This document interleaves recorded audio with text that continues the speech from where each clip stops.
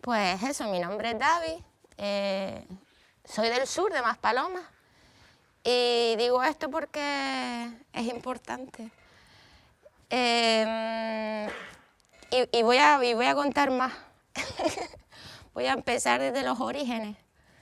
Mis abuelos y mi madre se crió en una cuartería en el sur, en un sitio que se llama Calderín, una zona toda de tomateros. Y gente muy humilde, muy sencilla. Yo no sé cómo acabé, cómo de un día parar a estudiar Bellas Artes o a tener esa sensibilidad o inclinación hacia el arte, hacia el objeto artístico, hacia esa práctica. Realmente fue muy fortuito todo. Yo no sabía lo que quería hacer, pero realmente sabía lo que no quería. O sea, y mi desarrollo fue poco a poco. Empecé aquí en la Escuela de Arte, estudié un grado superior de escultura. Mis primeros inicios fue pues muy táctil. Y luego me fui a la carrera, sin mucha fe tampoco, más bien porque mi madre de hecho me dijo: Davi, yo no te voy a dejar en herencia nada, lo único que te puedo dejar son una posibilidad de que tú estudies, de que tú hagas lo que yo no pude hacer. Y fui un poco a la aventura y realmente Bellas Artes, en la carrera en sí, aprendí algunas cosas, pero fue más una experiencia vital mía. Conocí allí a algunos profesores que me marcaron y empecé a desarrollarme en el dibujo, una cosa que no tenía ni idea, porque además dibujo, ahora ya no tanto, pero cuando yo empecé fue súper violento, porque recuerdo ir a clase de dibujo, no sé cómo se llama así actualmente la asignatura, pero me sentaron allí en círculo, eran todos gente, con todo mi respeto, ¿vale?, súper friki del cómic, la ilustración, tal, y mi inclinación no era nada, para nada eso, ¿sabes? Nunca había tenido así un rollo cercano con el cómic y tal. Mi rollo era, vamos a probar, porque ya venía de la escultura, ya manejaba un poco ciertos materiales, y me interesó el dibujo, pero porque lo veía como algo básico, esencial, ¿no? Que de hecho lo es, el dibujo es lo básico, pero tenía poco conocimiento, la verdad. Y lo que me aportó la carrera o el dibujo fue todo, realmente fue todo. Fue desarrollarme creativamente y entender mi experiencia vital a través del dibujo. Y ahora lo verán, porque he estructurado un poco, no he hecho todo un recorrido de mi trabajo, porque la verdad que me parece un poco, no es súper extenso, ¿vale? Pero me parecía que si lo resumía más y buscaba las cosas más simbólicas, iba a tener más chicha, también ustedes hablen y demás, ¿sabes? Y si me quieren cortar en cualquier momento, pues guay. Y eso, planteaba un poco lo de la charla en plan de algunas imágenes simbólicas, vídeos y un poco explicando lo que era. En mi desarrollo artístico sí he hablado de grandes cosas porque están íntimamente vinculadas a lo que es mi vida. Y gracias a eso he entendido muchas cosas. Y voy a empezar a enseñarles algo. Actualmente, esta es la cara B del asunto, actualmente, cuando Conchi decía, hay que tener cierto cuidado también, estaba pensando para mí, digo, wow, busquen apoyo psicológico, porque si el rollo de ser cocinero, las 24 horas, tal, igual que el meterte en una actividad tan bestia, es verdad que la forma de ver las cosas, eso va a estar siempre. No vas a educar tu mirada con respecto al objeto y eso te va a acompañar toda la vida. Y de hecho ahora lo que me dedico, que es completamente diferente, por eso hablaba de los orígenes de mi familia, yo ahora soy agricultora, pues para mí el ser agricultora ahora no es un lastre, al contrario. La agricultura, cuando yo me metí en agricultura, me sentí la agricultura es súper compleja, súper compleja. Es como el arte. A mí una vez un profesor, Ernesto Valcárcel, me dijo que estaba ahí muy metida en una obra y tal, y dominaba ya la técnica, ¿no? Que lo de dominar la técnica siempre tiene su puntito. Y ya el tipo vio en un momento dado que como que me regodeaba mucho, ¿no? Como que ya controlaba la historia y ya estaba ya sobradilla. Y me dice, mira, en cuanto domines una técnica, cambia otra cosa. Y eso me ayudó, la verdad, igual que con la agricultura. Yo me sentía muy torpe porque no tenía ni idea de agricultura. Yo estaba súper desconectada con el rollo de la naturaleza y demás. Además por un rollo yo creo que de complejo, ¿no? Mi familia nunca había podido estudiar. De hecho, yo en la familia fui la única que pude tener acceso a la universidad. Y el volver a la agricultura a mí me pesó, ¿sabes? Era como, wow, he fracasado. No me sentía muy... Y realmente, en realidad, esa decisión que tomé en un momento dado, porque la verdad es que en el arte hay mucha precariedad, y yo siempre he tenido una frase súper presente, que es en mi hambre mando yo. Eso lo tengo súper claro. Porque en aquel momento en el que estaba súper metida en el rollo del arte y tal, y mi único objetivo en la vida era desarrollarme artísticamente, era monotemático, era aburridísimo. Llegó un momento de crisis y demás que yo ya no vi salida y digo, mi madre está trabajando sola en la finca, le voy a echar una mano, tal. Y oye, yo seguramente, ese fue mi planteamiento, yo seguramente podré aportar desde mi visión, desde mi perspectiva, desde mi ámbito, que es la creatividad. Seguro que voy a aportar cosas nuevas a lo que es la agricultura en general o lo que está haciendo mi madre, y entre ella y yo vamos a poder llevar este proyecto adelante. Que no es un proyecto pequeñito, es un proyecto de 15.000 metros cuadrados y llevamos ya entre una cosa y otra un montón de tiempo. Actualmente, estaba hablando antes con una de sus compañeras, yo realmente vendo en mercados agrícolas, que conozco a su profe por eso, por la venta directa de mis productos. Y luego vendo a un hotel que es el Gran Residencia, llevamos ya... Bueno, yo no sabía coger una palilla en la mano, una palilla es con lo que plantas directamente, porque el trabajo es súper artesanal realmente. ¿Sabes? Yo tengo poca maquinaria, tengo una moto asada y poco más, una desbrozadora y poquito más. Entonces no sabía coger una palilla, pero tuve un encuentro con el chef en un mercado. Nosotros cultivamos en aquella época una zanahoria que se llamaba zanahoria Paris, que actualmente también la plantamos, que es una zanahoria redondita, parece un cherry, un tomatito cherry, pues es muy cuca. Y el tipo se acercó a nosotros como diciendo, wow, esto no lo he visto yo aquí, esto lo tengo que traer yo de fuera y tal, oye, dame tu número, tal. Y ese fue el comienzo.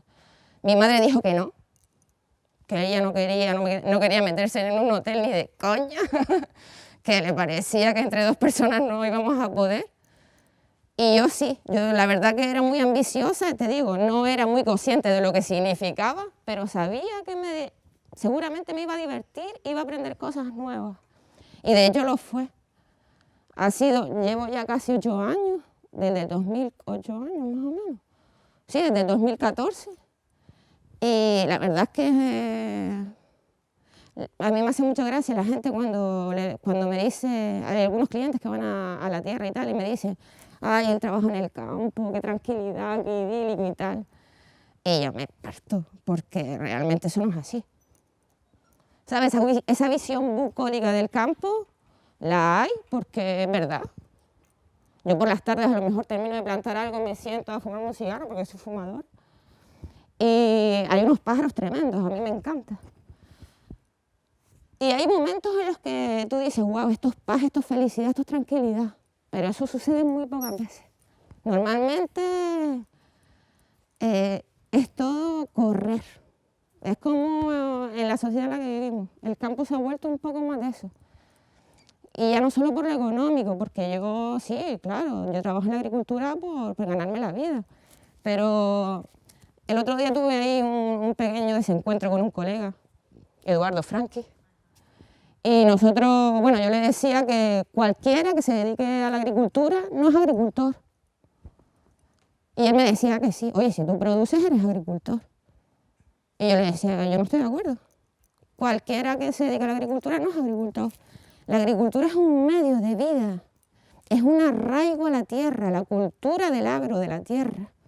Para mí eso es ser agricultor, lo demás es un comercio, ¿sabes? Yo vendo mercancía, pero la agricultura ha hecho de mí que yo vuelva a mis orígenes. Hoy, más que nunca en mi vida, en este momento, familiares que ya no tengo, que han muerto, por ejemplo mi abuela y mi abuelo, me acompañan todos los días. Y recuerdo todo eso, y eso es mágico, eso es maravilloso porque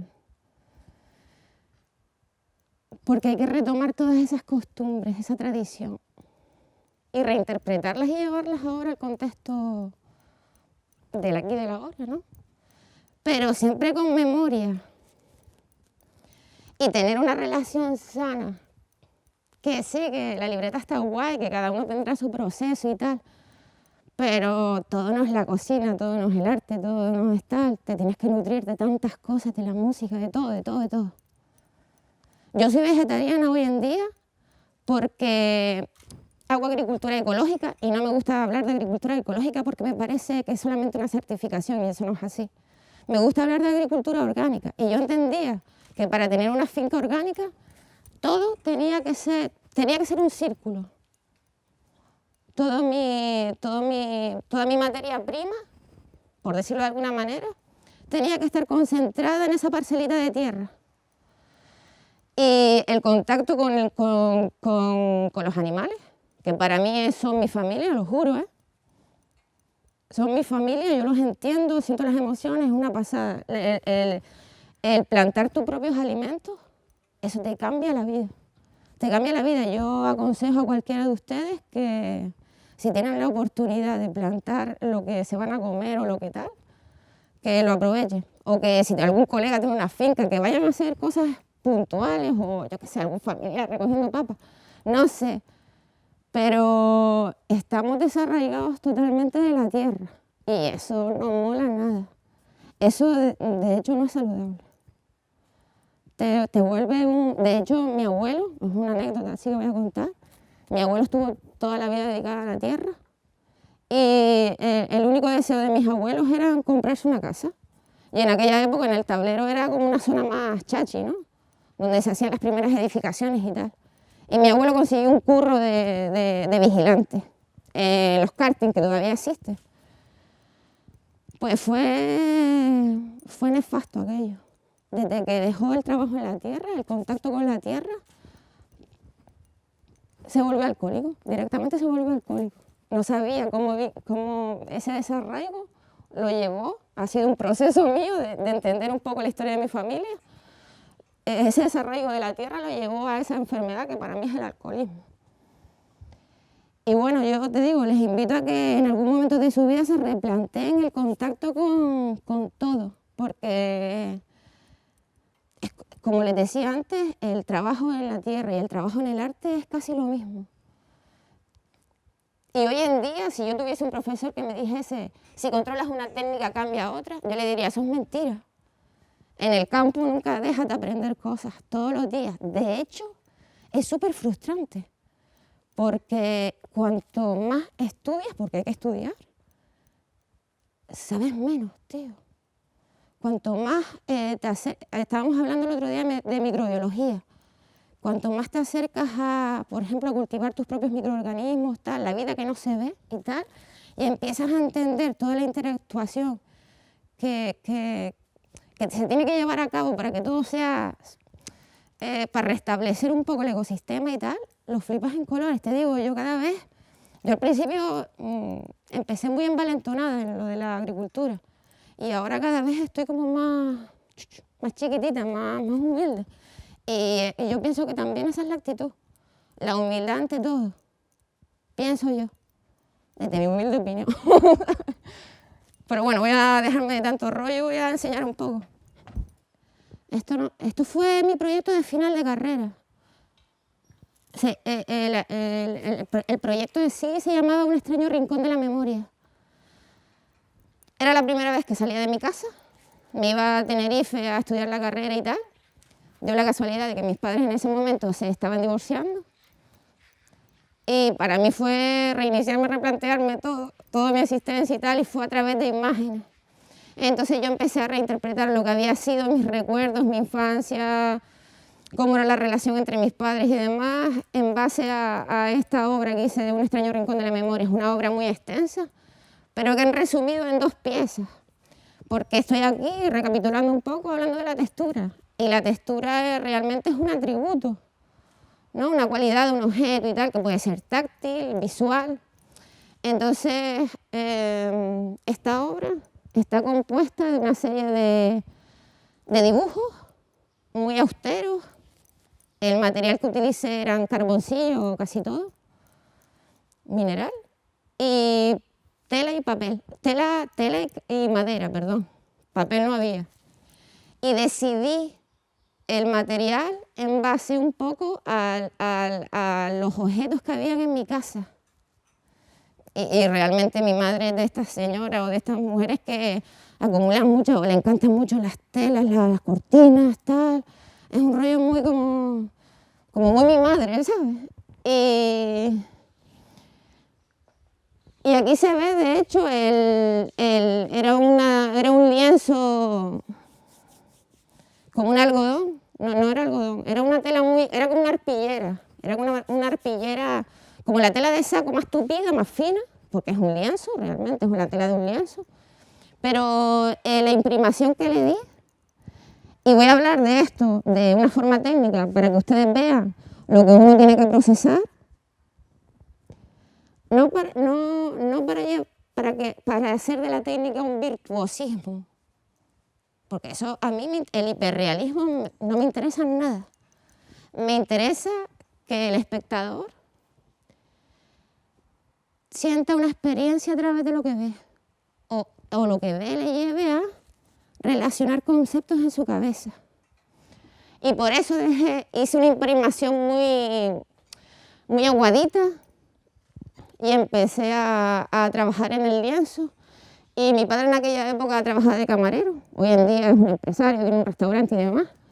Pero los pocos recuerdos que yo tenía de mi padre no era de mi padre en sí, porque de hecho había tenido poco contacto con mi padre, por su relación laboral y demás. Sí, mi relación con mi padre era a través de la ropa de su trabajo. ¿Sabes? Si estaba colgada en la silla del dormitorio, es que mi padre estaba. Ese era mi recuerdo de mi padre. No era él en sí, no eran de las experiencias que habíamos vivido juntos, sino a través de la ropa de su trabajo, ¿sabes? Y esto es madera, esto es madera. A mí me gustaba mucho, en la carrera siempre te dicen, búscate un referente, una persona que te pueda dar pautas para iniciarte y tal. Y el otro día, hablando con este mismo agricultor, con este colega, estábamos hablando de un grupo tenemos un chat de agricultura regenerativa súper activo, la peña hace un montón de experimentos y tal. Y Eduardo es profesor nuestro. Y siempre lo citamos y tal, y no sé qué. Yo le decía, Eduardo, en algún momento hay que matar al padre. O sea, diciéndole como que te vamos a terminar matando a ti, porque tenemos que hacer de esas técnicas nuestras. Y nosotros terminaremos enseñándole a ti. Y lo mismo ustedes con sus profesores. Ustedes llegará un momento en que lo que les comentó sus profesores y demás le habrán aportado mucho, pero ustedes van a llegar a un punto en que van a tener que olvidarse de todo eso y ustedes reinterpretar todo eso y hacer lo suyo. O al menos es lo que pienso yo, ¿vale? Pues Gerhard Richter se llama el artista, yo creo que no se ha muerto todavía. Y me gustaba mucho, aparece en figuras, yo me crié en casa de mi abuela, me cuidó ella, esta era mi tía Mari. Y aparecen ahí figuras como escenas un poco frías, distantes, muy emborronadas, ¿sabes? Tampoco había una presencia clara y tal. Y esa casa se convertía como en una casa dormitorio realmente, porque allí poco disfrutábamos, poco convivíamos en familia, sino era más bien un sitio donde dormir, comer y todo el mundo ir a sus trabajos y dormir y llegar a la casa a dormir por la noche. Entonces tenía pocos recuerdos de experiencias vividas, sino más bien como si fuese un espacio en el que habitábamos, pero que había poca, como cuando les comenté lo de mi padre, ¿no? Yo sabía que estaba mi padre porque estaba la ropa colgada allí. Si no estaba, no estaba mi padre, era una cosa así. Un poco carente de emociones.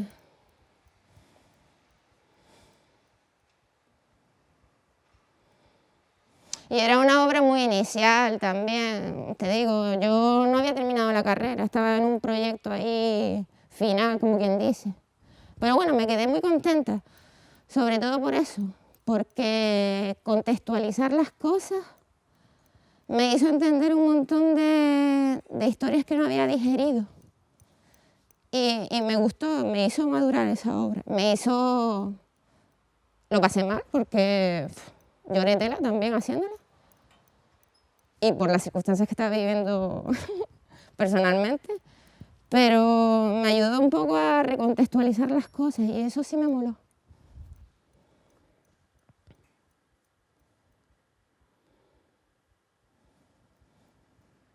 Luego yo para las fechas soy nefasta, no tengo poca memoria. Pero bueno, cuando yo te digo, yo seguí trabajando mucho tiempo, ahora he hecho un paro necesario, pero bueno, los procesos creativos, no sé, yo no entiendo un punto y final. Yo entiendo que ese discurso llega un momento en el que sí, puede haber un punto y tal, pero para mí es un punto y aparte. Entonces en el 2009, esta obra es del 2008, en el 2009, leí un libro que se llama Vigilar y Castigar, de Foucault. Y la verdad que hablaba de una serie de conceptos súper interesantes, como el panóptico, ¿no? Una arquitectura en la que había una torre central, hablaba del sistema carcelario. Desde una torre central se veía todo lo que sucedía alrededor, pero nadie podía controlar al vigilante de todo aquello. Y bueno, en Vigilar y Castigar habla de un montón de historias de tortura, de un poco del sistema o del contexto, y para mí me pareció apasionante. Y empecé a hablar otra vez de lo que yo conocía. Mi padre es cazador.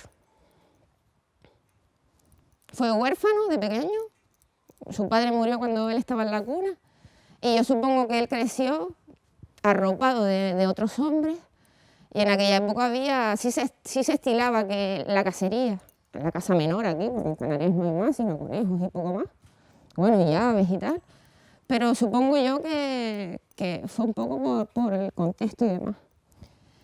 Y a mí me interesaba la cacería como una metáfora de lo que yo estaba leyendo en ese libro y a su vez un poco de la sociedad en la que vivíamos, una sociedad patriarcal. Y realmente no me gusta la cacería, eso es una opinión personal.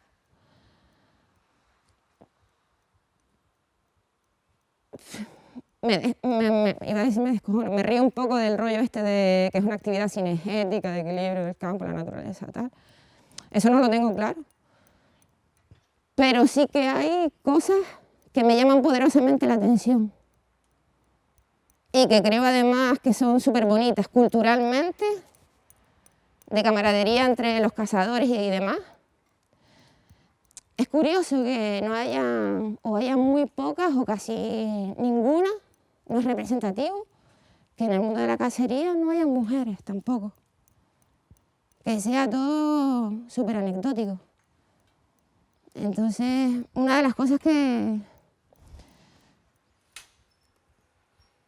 Y esta obra también es muy extensa, los medios del buen encauzamiento, pero yo me voy a quedar en una instalación porque fue un proyecto expositivo en el que me invitaron a participar, era en el Círculo de Bellas Artes, y en el Círculo de Bellas Artes son 2 plantas de sala de exposición, pero a mí no me invitaron a participar en la sala de exposiciones, ni en la primera ni en la segunda. Me dieron el sótano. Y yo dije, wow, esta es la mía. De lo que yo estaba trabajando, dije, wow, parece que esto me lleva. Los cazadores, la veda es para ir al campo a cazar. Se abre a finales de julio, agosto. Después hay otra época más del inicio de la escopeta.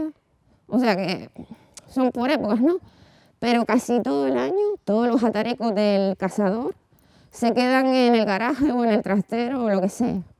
Y yo dije, wow, me acaban de dejar el sótano, es mi momento para poder aquí explayarme y poder contar un poco lo que yo veo acerca de este concepto en el que yo estaba trabajando.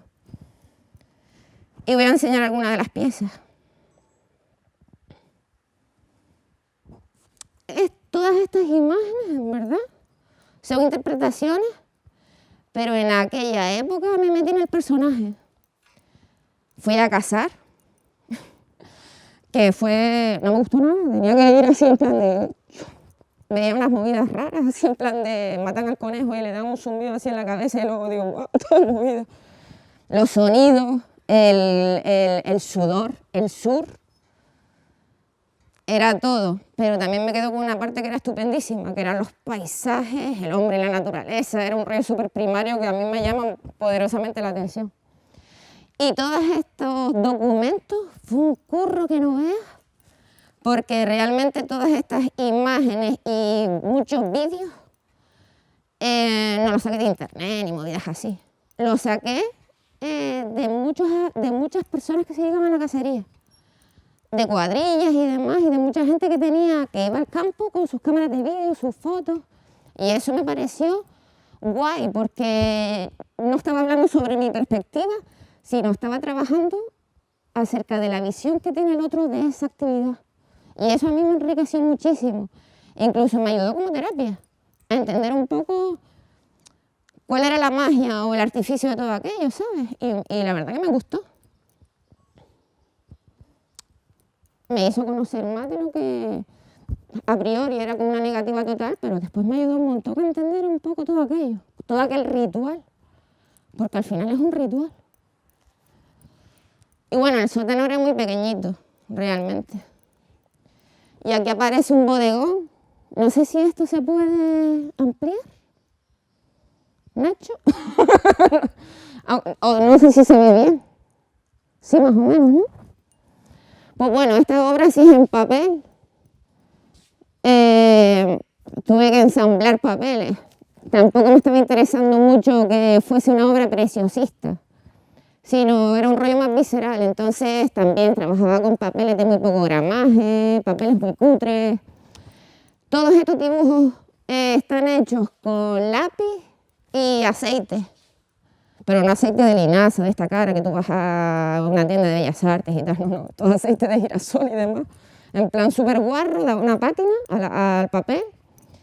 Y luego trabajaba con el grafito, con el lápiz, muy cómodamente, y me ayudaba a poder trabajar acerca de la textura, la nebulosa, el enguarramiento, un poco enguarrar toda aquella superficie, porque también es un poco lo del campo. El sudor, el olor, a sangre, a muerte, todo eso, quería llevarlo a lo que era el lienzo o a la instalación, porque no veo una obra, veo todo el conjunto. Y aquí parecen una serie de conejos muertos en círculo, que me pareció súper metafórico. Y aquí, que parece un bodegón inglés, que yo no sé si tendré alguna imagen mejor.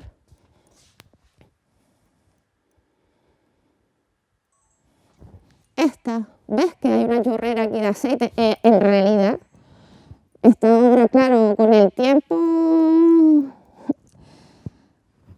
como todo en la vida, desaparece y se va degradando mucho la obra. Y más si no tienes materiales tan cuidados. Pero yo sí lo pensé, en aquella época decía, wow, realmente a mí me interesa mucho lo efímero de la obra en sí. Yo no quiero obras que perduren muchísimos años, ¿no?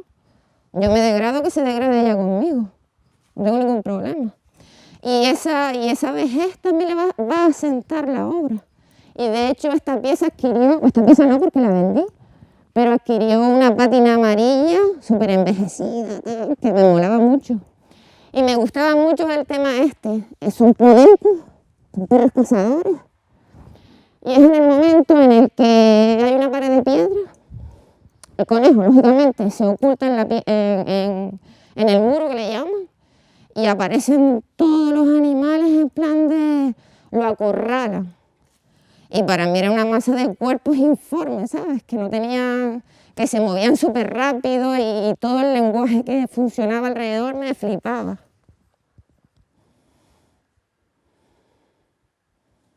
Esto es un poco también... aquí aparece una imagen de grupo de todos los cazadores, con las armas, los perros, las escopetas. Y aquí aparece el bodegón de conejos muertos y esto es un vídeo que hice, un vídeo súper largo. En aquella época, bueno, en aquella época ni nada. A mí normalmente me dieron algunas nociones, yo no sabía hacer vídeos. Esto fue cuando yo regresé aquí a Las Palmas y yo ya había terminado la carrera. Pero yo me puse allí a desarrollar muchas obras. Pero llegué aquí sin conocimiento de editar vídeo, tal, no sé qué, no sé cuánto. Entonces, claro, me dieron todo ese material videográfico y yo no sabía qué hacer. Yo sabía lo que quería hacer, pero técnicamente no tenía ni puta idea. Terminé en casa de un amigo, de un colega, de tal, que se dedicaba a bodas, bautizos y comuniones. Él me dio algunas nociones y fue como un corte y pega súper sencillo, porque yo tampoco quería hacer un vídeo muy elaborado, no quería poner transiciones, no quería hacer una obra súper bonita y tal. Quería contar lo que podría ser una jornada de casa, resumirla, y fue un vídeo súper largo. 15 minutos no se lo come nadie. A mí me decía, David, en 5 minutos, el espectador se queda 5 minutos viendo un vídeo, no se queda 15 minutos. ¿Tú estás loco o qué? Pero yo lo veía necesario, porque a mí me cambió el chip para bien y para mal, y para denunciar algunas prácticas que se estaban llevando a cabo, que hoy en día eso levanta manos. Y hoy en día sucede. Porque además la cacería es un rollo súper elitista. ¿Sabes? Todo el mundo no se puede dedicar a la caza. Tiene que tener un nivel adquisitivo medio alto. Porque siempre hablamos de permisos, de tal, de no sé qué, de suma, y todo el mundo no se puede dedicar a esa actividad. Eso lo he entendido, con este vídeo también lo entendí. Y hoy en día también es sangrante. Que hay peña ahí, bueno, hasta hace poco se manifestaban aquí en Las Palmas.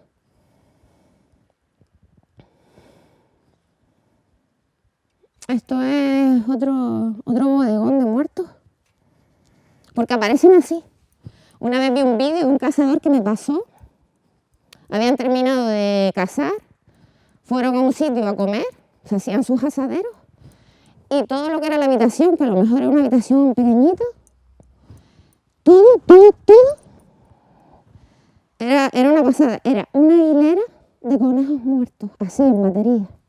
Pero era flipante verlo en vídeo. Aquí te puede parecer hasta bonito, dependiendo de la estética y demás. Pero viendo el vídeo decía, guau, traía, colega, vaya matanza, ¿sabes? Como cinegético, de verdad. Esto es un equilibrio, esto es normal. Esta necesidad de matar conejos, cuando no hay conejos se matan gatos. Cuando el perro no... a los perros antes de ir a cazar no les dan de comer. Y así se pasan a lo mejor varios días, para que cuando vaya al campo realmente vayan a matar. Hay un montón de cosas detrás de todas estas imágenes que me hicieron cambiar para bien y para mal el chip. Una apertura, que para eso también uno desarrolla y crea, para meterse también en el mundo del otro y comprender un poco la situación. Y esta era la foto ahí de los cazadores en mayúsculas, ¿sabes? De hecho, este es mi tío Miguel. Y esta es su pandilla, su cuadrilla de colegas. Él ya no está vivo, era un tío joven, pero murió alcoholizado también como su padre. Y el resto de gente que se dice... Bueno, y no voy a poner a todos los cazadores como gente maligna y tal, porque de hecho mi tío Miguel Tenía pocos perros, porque conozco a gente que tiene como ganados y demás, que aquello es una barbaridad, es insostenible. Pero él era uno de los que realmente moría por sus animales, los adoraba. Y si alguno se enfermaba, quería a los animales y los trataba con dignidad y con respeto. O sea que todo no me gusta meter siempre, generalizar, porque siempre hay excepciones. Pero hay gran mayoría también que no es así. Y de repente te encuentras al final de la cacería, si un perro no sirve, lo matan. Lo tiran por el barranco y ya. No hay problema. Que eso es una práctica habitual. ¿Sabes? No nos escandalicemos.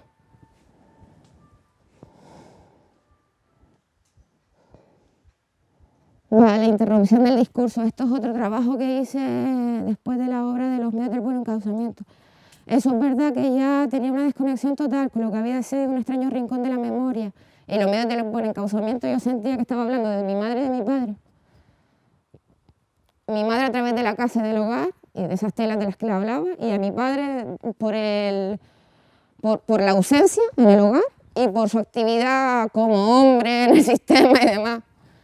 Y esto fue ya un punto, y aparte, bueno, pero en esta obra, en la interrupción del discurso, es verdad que a mí me flipa el cine, me encanta el cine.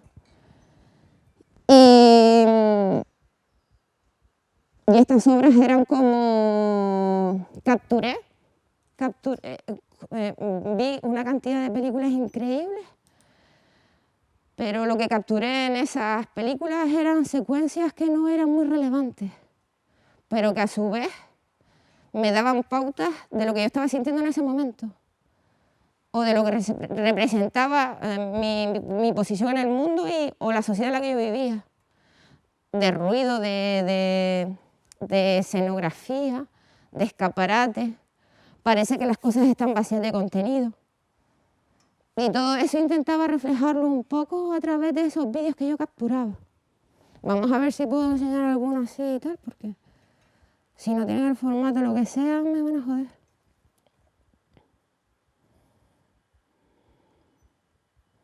Y ¿lo ves? Era un vídeo en continuo, ¿no? Eran diferentes, de hecho aparece dibujos súper sencillos, era mi primer acercamiento a lo que era la animación. Y aparece incluso hasta todas las escenas las hacía en un blog de dibujo, de Boss.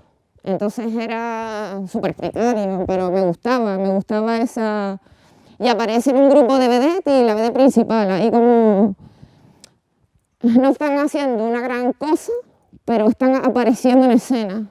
De hecho, las bailarinas de atrás ni siquiera están haciéndose un movimiento, podrían estar con un cartón recortado ya. Y a veces yo me sentía un poco así, en plan de no estoy haciendo nada con fundamento, pero estoy aparentando que hago, que a veces pasa mucho.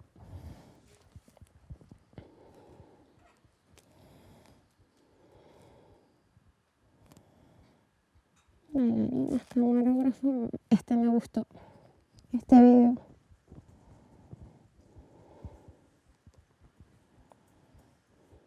Y son escenas muy banales, no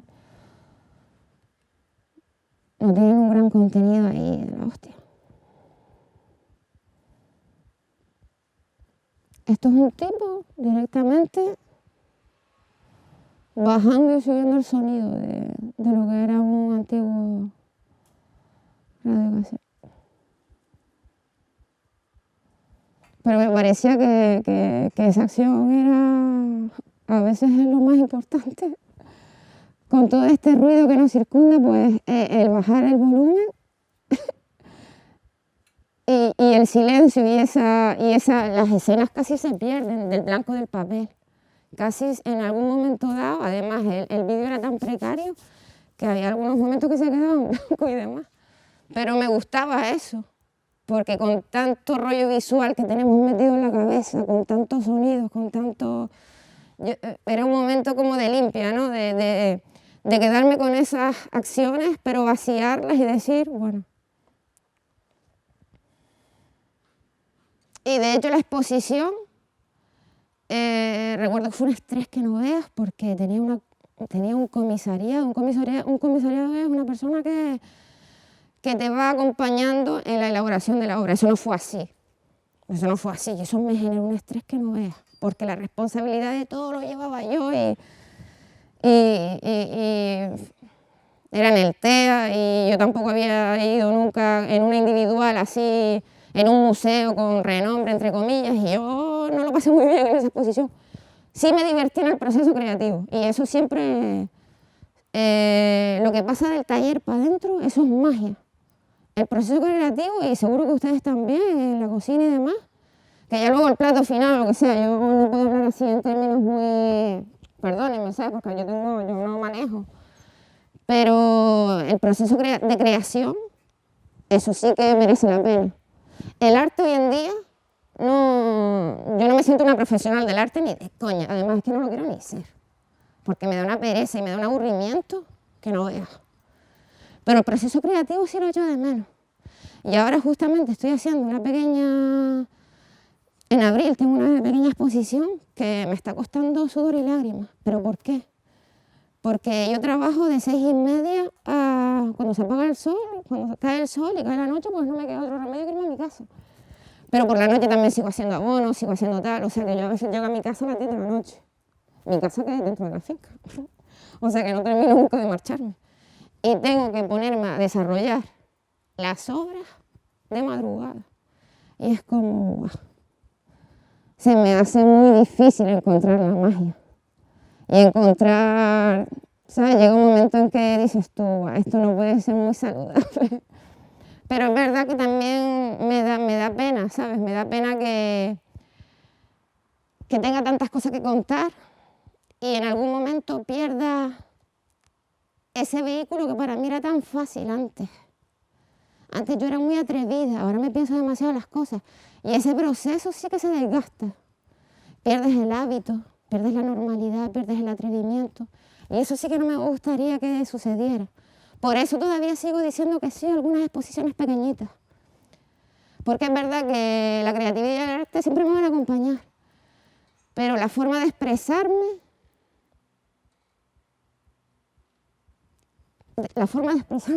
para con el otro, eso sí que me da un poco de miedo a perder la frescura y a perder el contacto con el material, a tocar las cosas de otra manera que no sea.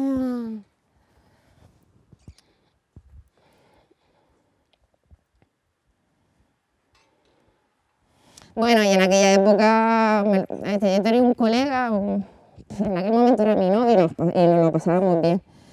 Y todos esos vídeos, hicimos un montón nos fuimos al Corte Inglés, tal, hicimos una de locuras, pero que me lo pasé súper chachi, en verdad. Esto es una peluquería del barrio, de allí, de Arenales, y mientras los peluqueros que los flipaban allí, porque nosotros íbamos allí grabando a toda la peña, cortándose el pelo y demás, este es el padre y el hijo, mientras los tíos cortaban el pelo, nosotros pusimos la animación esa que es morir o matar. Y la peña, claro, nosotros allí pasábamos la tarde. Por la peña y llegaba y decía, ¿qué cojones es esto? ¿Sabes? Me estás poniendo aquí, tío, por el fútbol, por lo que sea, pero no es esa mierda. Pero a mí me parecía que además la composición era como, ahora no aparece, en algún momento del vídeo aparece el hijo y tal, cortando el pelo igual que el padre.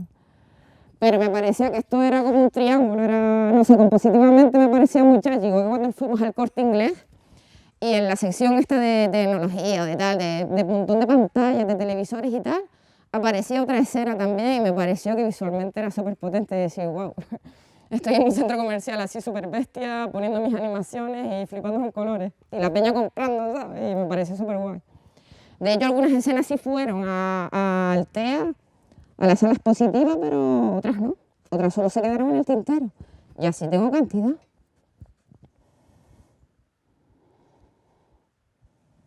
Pero no dejo de reconocer que me lo pasaba bestial. Esto fue en el 2010, 2011. Y luego voy a hablar de una exposición que hice, que yo ahí conocí a Conchi. Porque, guay, yo no sé por qué, esto lo tendré que pensar con el tiempo, pero siempre me han enviado al sótano, a lugares así como muy acotados y demás. Esto fue una exposición que hice en el CAM y la verdad es que fue muy guay. Omar Pascual estaba en aquella época de director del museo y él acababa de aterrizar en ella, como quien dice. Y nuestro encuentro fue porque yo en aquella época trabajaba en el taller de arte La Regenta. Te ofrecen un espacio y aquello es como un escaparate para dar con el resto de artistas, gente que pasa por el museo, importante y tal. Entonces yo en aquella época empecé a hacer lo que terminaría culminando en el CAM, que es todo lo mío es tuyo. Y ahora le voy a enseñar. Bueno, antes de enseñar le voy a contar. Todo el material que está colgado o que fue dibujado o digerido por mí eran imágenes o textos que provenían de los medios de comunicación, de todo tipo. Y ahora verán lo que hice con toda esa digestión, que fue una gran cagalera. Pero bueno, sí.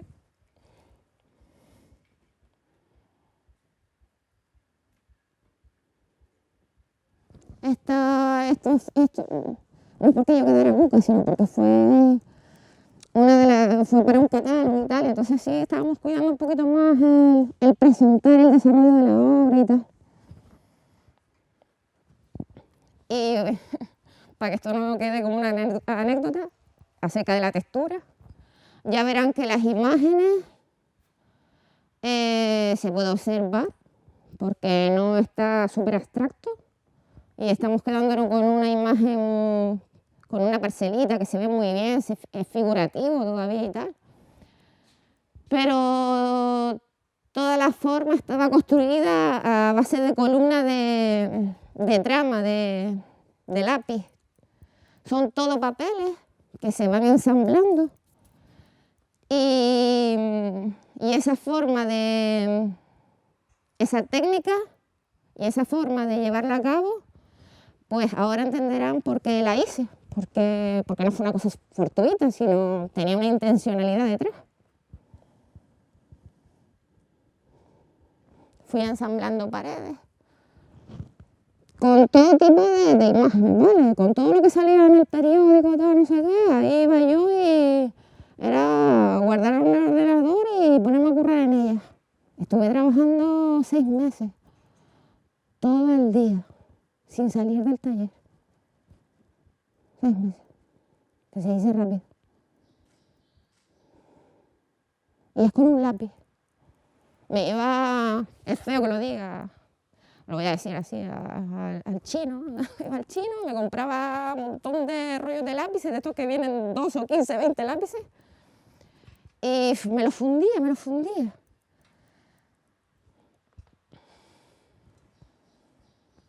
El techo de la sala, todo, era techo, todas las paredes, suelo, todo.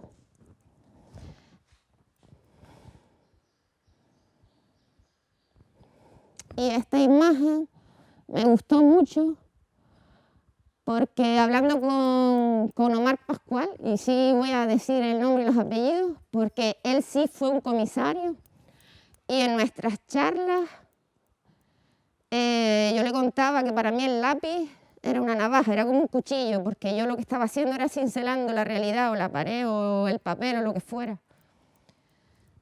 El lápiz lo único que dejaba era una huella en el trazo, en el papel. Y toda la vida transcurría, perdona que anote esto, toda la vida transcurría detrás de la pantalla del ordenador. Para mí esos 6 meses, el único contacto con la realidad fue a través de una pantalla. Y ahora ustedes hagan la reflexión de cómo hacen sus vidas y para mí esto se está convirtiendo en una pantallocracia. Todo se experimenta a través de una pantalla. Y no voy a decir ni a calificar si son buenos o malos, pero creo que es una buena reflexión. ¿Cómo hicieron lo del suelo? O sea, porque al fin y al cabo, si la gente iba a entrar a verlo, no se estropearía si la gente lo... Pero ¿te acuerdas de lo que te dije al principio? Sí, de que las obras son efímeras y tienen un principio y un fin.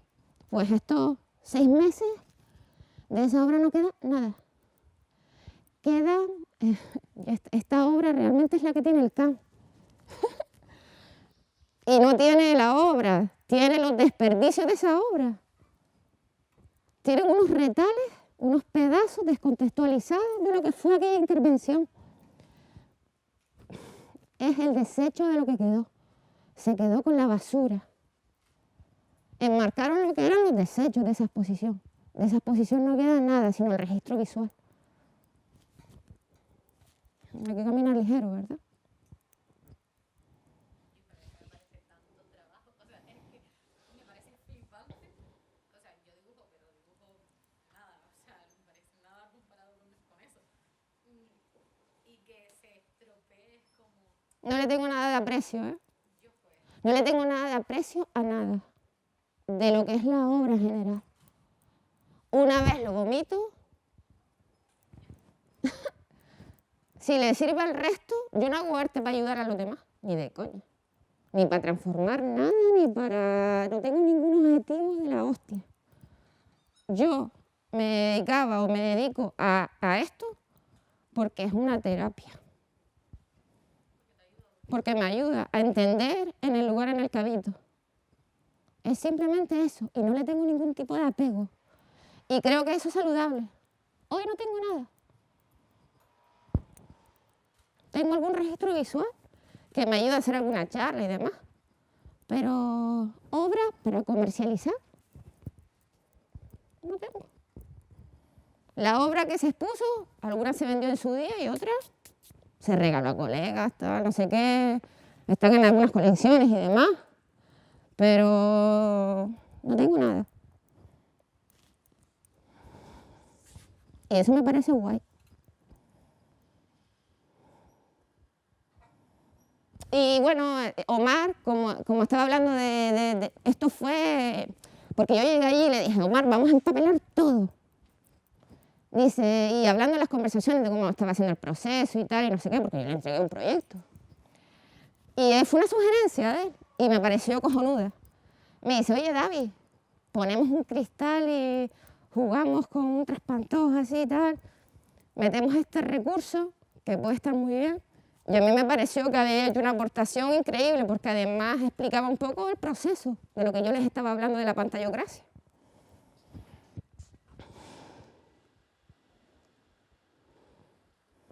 Era Conchi ahí, Conchi y otros colegas. Claro, después la luz también era jodida, porque el grafito tiene sus particularidades. Es un material que brilla mucho. Intentamos crear una luz para que ayudara al ambiente, que no se creara muchos espacios de reflejo y tal. Entonces era una columna con luz, pero con metacrilato que disminuía mucho lo que era la luminosidad. Así quedó, humildemente, pues me agradó cómo quedó la historia. Hay una panorámica aquí de todo lo que era. Y hablando de la textura, realmente, en algunas partes se puede discernir cuando tú entras a la sala. De hecho, hay un artista, Saint-Clair Semin, creo que se llamaba, un escultor, ¿verdad? Semin. Llegó y el tío, la verdad, que era un crack, era una obra de puta madre. Y yo estaba ahí pegando papeles, no sé qué, cogí una intoxicación de pegamento que lo flipa, súper colocada. Pues el tipo llegó, se quedó mirando, porque claro, era como una caverna, hablando de la caverna de Platón, era como un lugar donde, wow, con tanta información. Y Omar habló en un texto de eso, de que era un abrazo, y el título de la obra se llama Todo lo mío es tuyo. Toda esa información que se convierte en negación, porque cuando hay demasiada información, normalmente estamos poco informados. Cuando hay tanta cantidad de historias que están pasando alrededor tuyo, es cuando menos estás presente y estás informado de lo que es la historia. Y entonces a mí me parecía que era un abrazo de imágenes abrumadoras, y que todo ese templo de imágenes, lo único que estaban haciendo era empequeñecerme y diciendo un poco de la realidad realmente en la que vivía. O sea que todo ese contexto y toda esa información, lo único que me estaba haciendo era el efecto contrario, la desinformación. Porque era una nebulosa de desorientación total. Ahí esto es un poco el proceso de... Habían algunos papeles que podía ser consciente y tal y demás, que son papeles muy pesados, ¿eh? Porque no eran papeles chicos, eran papeles de gran formato. No era un papel de 70% ni de 1 metro por poco, eran 2, 3 metros y pesaba mucho. Y yo creo que aquí ya terminé un poco. Tenía también fotos de la desaparición de la obra, porque normalmente en el museo no se puede tocar las cosas. Pero yo me acuerdo que alguna vez fui así con un colega para enseñarle la obra y tal, y recuerdo que la peña entraba a la sala y tocaba. Y salían todos cochinos, porque todo deja una huella en sí. Pero me molaba que todas esas imágenes al final se convirtieran con el paso de la gente y hasta las huellas en emborronamiento total, en negro. Porque es grasa.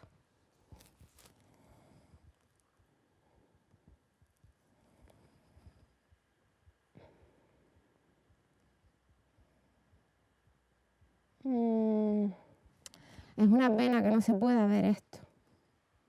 Porque es súper bonito. O sí se va a poder ver.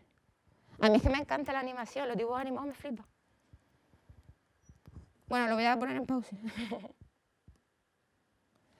Bueno, pues en el 2012 fui al CAM y yo pensaba que joder, iba a ser ahí guay, ¿no? Porque era un museo grande, yo era una pibilla muy joven. Y decía, wow, voy a trabajar mogollón ahora, a partir de ahora me van a invitar a un montón de cosas, tal, no sé qué, no sé cuánto, tal, ¿eh? Yo con un montón de ilusiones y con un montón de pretensiones. Fue catastrófico, fue catastrófico. En el 2012 hice la del CAM y hasta el 2014 no me llamó nadie para trabajar. Fue como, wow, ¿qué pasó con todo esto? Con todo el trabajo, con todo tal. Como decías tú, tanto trabajo para nada, ¿no? Pues realmente fue así, tanto trabajo para mierda. Para que eso fuese como el... Nada, todo el mundo lo flipó, todo el mundo muy contento y tal, pero a mí, como artista, me hicieron así, ¡pam! No serví para nada, fue para mí, me sirvió para mí, para mi propio desarrollo como persona, pero a nivel laboral supuso, pues, caída en picado. No pude trabajar más hasta el 2014, ningún proyecto. Hice proyectos colectivos, yo como comisaria haciendo exposiciones en ayuntamientos y demás con mi pareja que en aquel momento era fotógrafo. Pero lo que eran proyectos serios, que se habla mucho de la meritocracia, no creo para nada en eso. Porque yo pienso que, humildemente, que mi obra estaba a la altura. O que mi discurso en aquel momento era pertinente y esta obra sigue siendo pertinente hoy. Pero no sé qué pasó el vacío. Y eso ocurrió así. Tampoco el regodeo y el rollo victimista, ¿por qué tal? Nada, me pasó de eso. Pero bueno, en el 2014, Omar Pascual, otra vez él, pues nos habían invitado a hacer un comisariado, no sé muy bien cómo fue. Pero bueno, era una colectiva y a mí me invitó la colectiva se llamaba Releyendo a Don Benito. Y bueno, éramos entre varios artistas, Paco, ay Dios, que se me fue, ¿cómo se llama? No, Paco, el de Maspalomas. Paco Guillén, mi colega, se me olvidó por completo. Laura González, Augusto Vives, una serie de artistas que en aquel momento estábamos así, y todavía hay muchos que trabajan así muy eventualmente, no como yo, que de San Juan a Corpo. Y a mí Omar Pascual, viendo un poco mi trayectoria, me dijo, bueno, David, yo lo que quiero de ti, con esta colectiva, es que tú hagas una reinterpretación de lo que significó la obra de Benito Pérez Galdós en el cine. Ese fue el primer encuentro. Yo empecé a trabajar acerca de eso y terminé en otros derroteros. Terminé y bueno, yo lo dialogué porque claro, el comisario es el comisario. Y yo le dije, mira, acaba de caer en mis manos, o yo haciendo un poco de búsqueda en el proceso creativo, había caído un pequeño cuentito que era una obra de los inicios de Benito Pérez Galdós, que se llamaba Una industria que vive de la muerte, episodio musical del cólera. Y bueno, Benito Pérez Galdós era un genio en hablar de lo cotidiano, de lo que yo llamo los nadie, ¿no? Y en ese cuentito hablaba acerca del cólera en el siglo XIX. Y como yo lo pillé, lo podrán pillar ustedes, porque está por las redes, por ahí, y la verdad que no tiene desperdicio. Es un cuentito muy chachi, muy bonito, y a mí me conmovió. Hablé con Omar, y a mí me apetecía. Nunca había hecho animación así más serio, sino en la interrupción del discurso, y era un dibujo así como muy limpio, muy despersonalizado, quizás. Y yo intenté jugar con esos conceptos que me había hablado del cine, la animación. Yo vi este cuentito que hablaba del cólera, de esa pandemia que hubo, y hice 5 animaciones que intentaban ilustrar pues ese cuento. Y uno de esos vídeos, que eran 5, que se reproducían a la vez, y era un continuo también, era este vídeo que voy a poner ahora.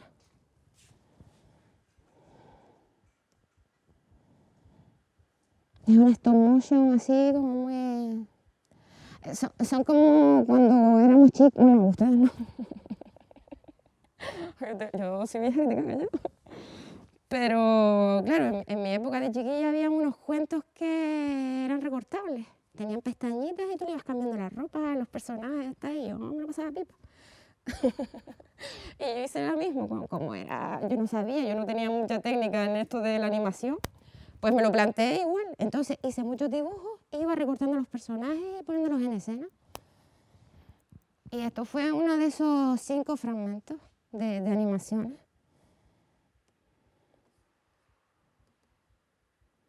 A ver si pudiera yo poner así. ¿Esto tiene sonido? No tiene sonido. Es que el sonido mola bastante. Es que es una banda de música que te caga.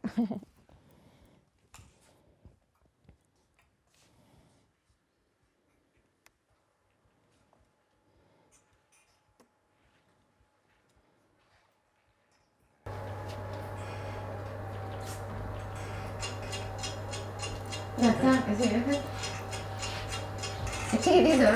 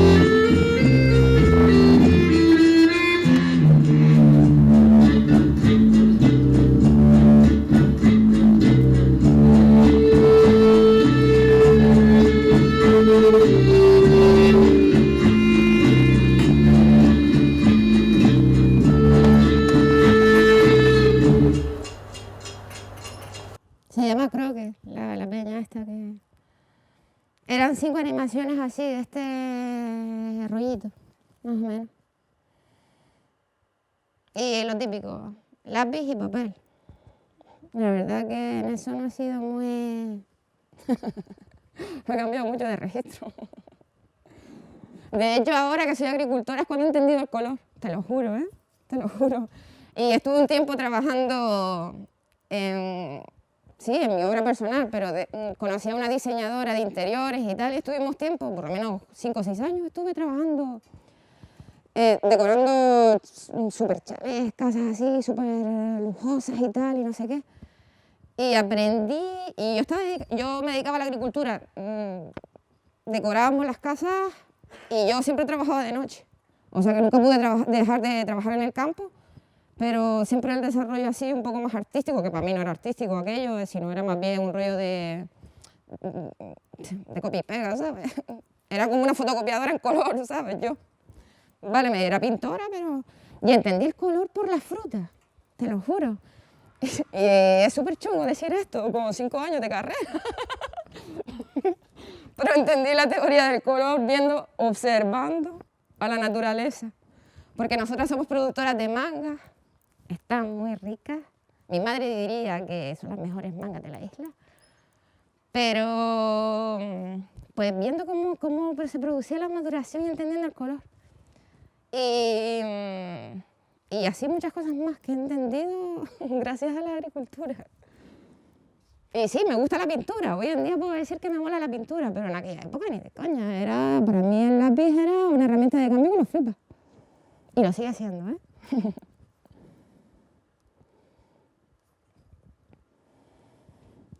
Ya yo me perdí en qué año, porque ahora sé que estamos en el 2022, ahora ya no me acuerdo de más. Pero mi siguiente obra fue no sé cuándo y ya estaba muy desconectada del rollo del arte y tal y no sé qué y no sé ni qué imágenes seleccioné anoche, la verdad. Sí, bueno, pues eso. Antes Conchi estaba hablando de cuadernos de campo, ¿no? Sí, un cuaderno de desarrollo, de creatividad y tal. Pues a nosotros los agricultores nos obligan las instituciones a que llevemos un registro de todo lo que hacemos en el campo. Y impepinable, yo no lo llevo, soy pues yo tengo muchas cosas malas. Y una de ellas es el rollo de desorden y tal, que no sé, no tengo mucha disciplina en ese sentido. Entonces me invitaron a Tenerife, al SAC, a la Sala de Arte Contemporáneo de Tenerife. Y dije, pues nada, porque yo tenía un montón de epifostios porque claro, estoy en ecológico y me obligan a tener un registro minucioso y tal, y sí. Entonces yo dije, bueno, ya que no lo llevo a cabo, por lo menos lo llevo en lo artístico. Y empecé un poco a llevarlo en el plano artístico. Aquí trabajé con la arcilla, porque es que estaba tan metida en la tierra y mi ritmo de tal era tan bestial como el que estoy haciendo ahora, que wow, el lápiz y demás, y la animación y todo lo demás se barrió, se marchó. Y ahora siempre estoy en contacto con la tierra. De hecho, a veces salgo a la calle a comprar, tal, no sé qué, y es raro. El 90% del tiempo huele a estiércol, ¿sabes? Huele fatal, huele a mierda, ¿sabes? Y estoy siempre hecha una mierda, y es así. Y hasta lo que podría ser normal, salir a comprar y tal, es un poco raro. Incluso venir a la ciudad es un estrés que no veas. No estoy acostumbrada, ¿eh? Me ha cambiado todo el chip.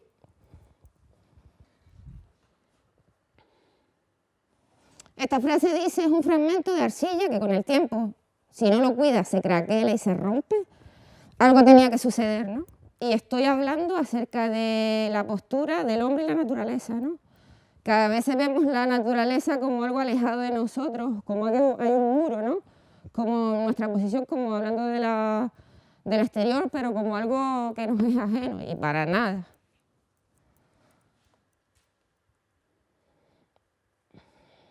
Hice un montón de placas de escayola y modeladas y hechos vaciados en escayola, donde a veces en una exposición o en un montón de cosas es solo ego, realmente, y hasta el antropocentrismo. El rollo, mi reflexión era, pero la especie humana es la especie más débil. En el ecosistema es la especie más débil. Nosotros tendríamos que aprender a escuchar a la naturaleza y a observarla y aprender y a imitarla. Porque somos torpes, ¿eh? Somos torpes, por no llamarnos de otra manera.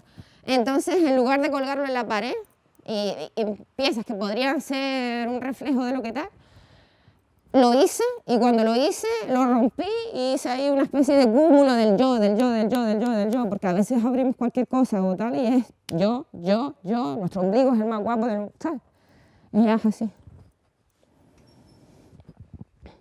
Pues acerca de esto es literal, acerca de cómo yo veía mi posicionamiento con eso, con respecto a la naturaleza, que era un bloque de piedras y lo que podría ser el cielo y tal era como un telón de fondo y poco accesible, la verdad. Y sigo hablando de, ¿lo ves? Había la pátina esta en el anterior dibujo de lo que estaban los cazadores. Y fue el mismo procedimiento. Este dibujo lo hice en 5 minutos, así, de cajón. Y era grafito puro. Y bueno, primero hice la pátina esta con aceite, porque era todo muy cochino y tal. Necesitaba embadurnar. Y eran trazos muy rápidos. Era una construcción muy rápida de lo que era ese muro. Hablando un poco de técnica, ¿no? Y esto es pues lo que se interpreta ahí. Una mano con una muerte más, ¿no? Con lo que estamos haciendo nosotros con la naturaleza, ¿no? Que al final estamos acabando con todo. Y realmente lo que nos está pasando, antes hablaba de una industria que vive de la muerte y estamos todavía no hemos dejado atrás lo del COVID y demás. Todo esto deberíamos hacernos reflexionar acerca. Antes a lo mejor no podíamos pensar en una cosa que no fuera el capitalismo, pero es que no hay vuelta atrás. Decía Gramsci que entre lo viejo y lo nuevo había una época de fantasmas y yo digo que era una ciclogénesis explosiva de la leche. Y en un futuro muy cercano o aprendemos a reinterpretar y a vivir de otra manera y a disfrutar de lo pequeño, de lo micro, del micromilagro que es la vida, o lo vamos a pasar muy mal. Y de hecho ya, bueno, no voy a meterme con rollos geopolíticos y tal, pero esta reflexión es forzosa. Y te digo, no te estoy hablando de un futuro de 10 años, estoy hablando de un futuro de ya. Porque el futuro es un constructo, el futuro no existe. Tenemos que replantearnos todo.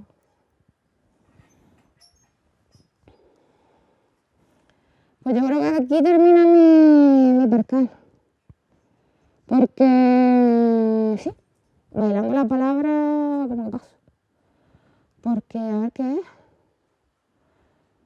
Esto es gamberrismo puro y duro, así directamente.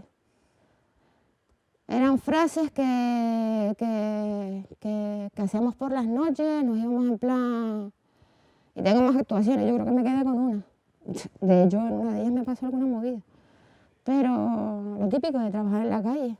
Pero eso, eran textos, sobre todo, era un poco vandalismo y me lo pasaba bien.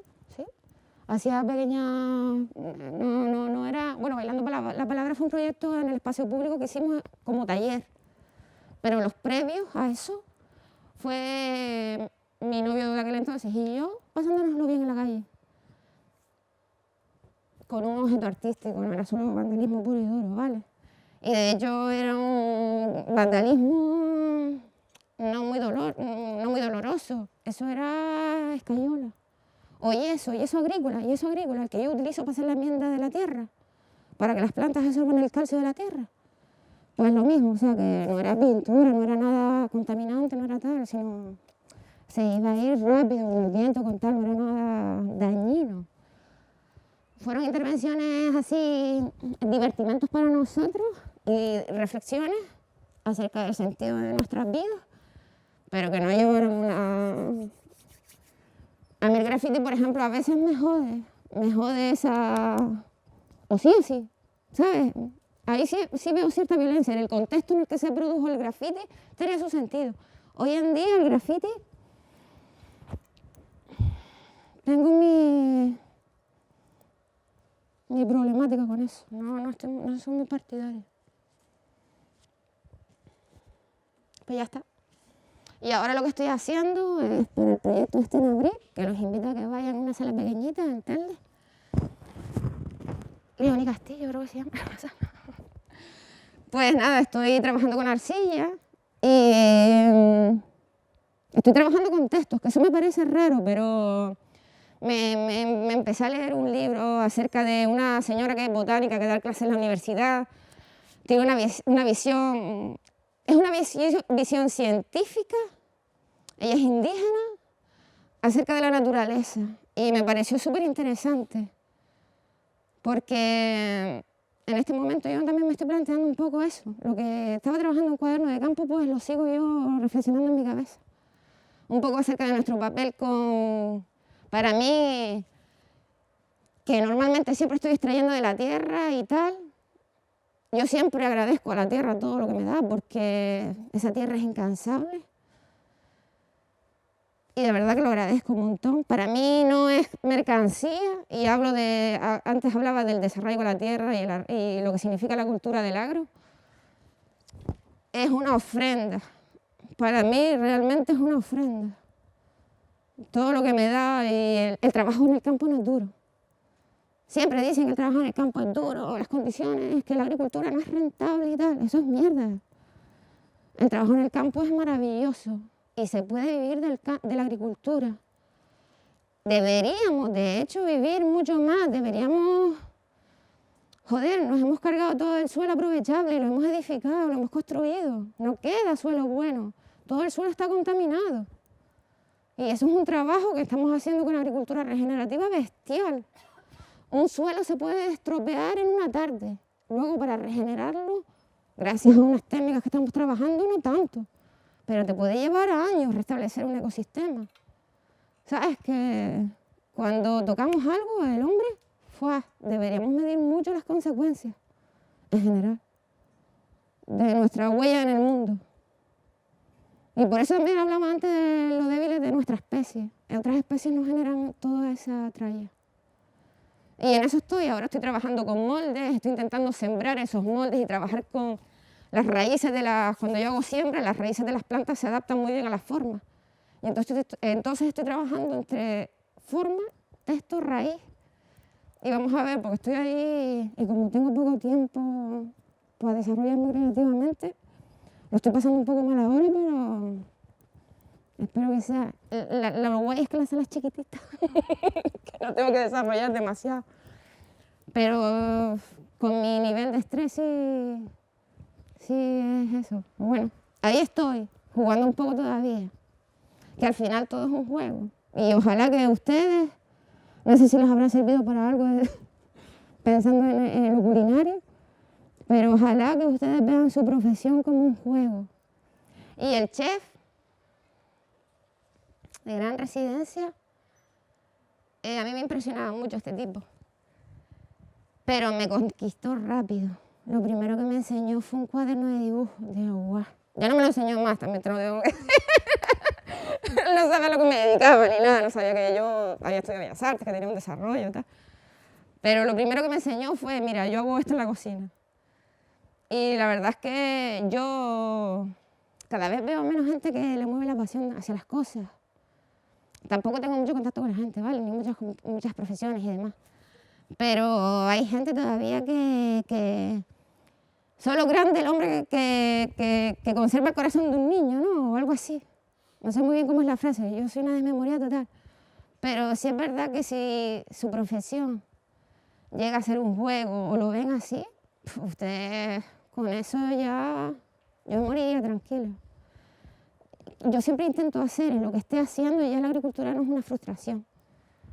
Para mí ahora meterme en un taller me cuesta, y yo trabajo ahora de madrugada con un frío que no veas, porque no tengo taller ya, en un patio donde yo hago los abonos y tal, y todos los fermentos. Y lo paso putas, porque yo soy friolera, soy del sur, pero soy más friolera que te cagas. Pero no puedo trabajar dentro de en una oficina, en una ciudad, me ha cambiado todo con respecto a lo que está. Entonces ya la que era antes, la que se pasaba a lo mejor 6 meses metida en un taller, eso no lo puedo hacer ahora. ni de coña. Me parece totalmente... Y lo de bajar el sonido es un imperativo moral. Deberíamos todos apagar el sonido de vez en cuando. Ser conscientes, pero que no llegue a ser un ruido ensordecedor. Porque eso va apagando un poquito la llama de nosotros mismos. Y yo ya termino. Terminé. No, no para acabar nada, sino que terminé. No sé